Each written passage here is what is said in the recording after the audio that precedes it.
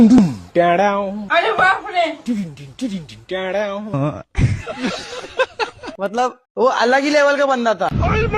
तर जय श्रीराम मित्रांनो, मी तुमचा पक्क्या ब्लॉगर तर नवीन एका ब्लॉगमध्ये आपलं स्वागत आहे. तर घ्या फॉलो करून आम्ही चाललो होतो फिरायला, जरा तुम्हाला सांगतो भाऊ पुढे चाललो होतो. तर आपण आलो होतो मिरजगावमध्ये. तर भाऊ रस्त्यामध्ये ना एकदम फेमस आहे ना, एकदम आनंद मशिनरी दुकान लागलो होतं आपल्याला. पण म्हणलं चला येताना पाहू तिथं काही नाही. तर नंतर आलो होतो आपण मांदळीमध्ये फायनल पोहोचलोच होतो. मग तर भावांना आपण अशा ठिकाणी आता श्री क्षेत्र मांदळी अहिल्यानगर जिल्ह्यातील कर्जत तालुक्यातील एक प्रसिद्ध आध्यात्मिक व पवित्र तीर्थक्षेत्र आहे. हे ठिकाण महात्मा रामगिरी महाराजांना मांदळी येथील लालगिरी स्वामी मठात दीर्घ काळापासून अत्यंत कठोर अंगावर वस्त्र नसलेली तपस्येमुळे आणि लालगिरी स्वामी यांच्या समाधी स्थळांसाठी ओळखले जातात. तर जायचं होतं आपल्याला ना दर्शन घेण्यासाठी बाबाचं. तर मग आतमध्ये आलतो बाबाच्या रूम मध्ये. मग कसं दर्शन वगैरे घेतलं. मग बाबाचे बाबा आहे काय तुम्हाला दिसत असते समोर बाबा होते. मग नंतर मग आतमध्ये बाबा दर्शन घेऊन आलोत. मग बाहेर हे छोटे छोटे नेमकं कोणते देवाचं ठिकाणी नेमकं सांगा तुम्ही, छोटे छोटे कोणते देव आहेत. नंतर आपण याला लालगिरी बाबाच्या दर्शनासाठी आलतो तिथं स्वामी महाराज.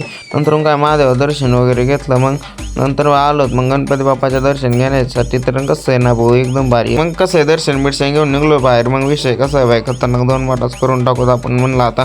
मग नंतर ना मग आपल्याला घ्यायचं होतं. मग थोडासा म्हणलं चला आता प्रसाद वगैरे खाऊन घेतो आलं सरचं.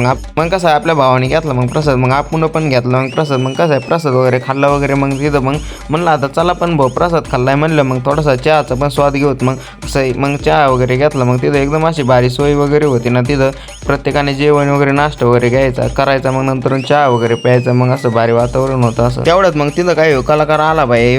नेमकं कुठं आला होता तेच कळत नव्हतं. पण नेमकं निसता कपाकड बघत होता. आपला पण भावा निसता हसत होता त्याच्याकडे बघून. पण कप मोजत होता. त्याला नेमकं काय करायचं होतं तेच कळत नव्हतं. पण फायनली त्यांनी मग कप उचलला होता बाई.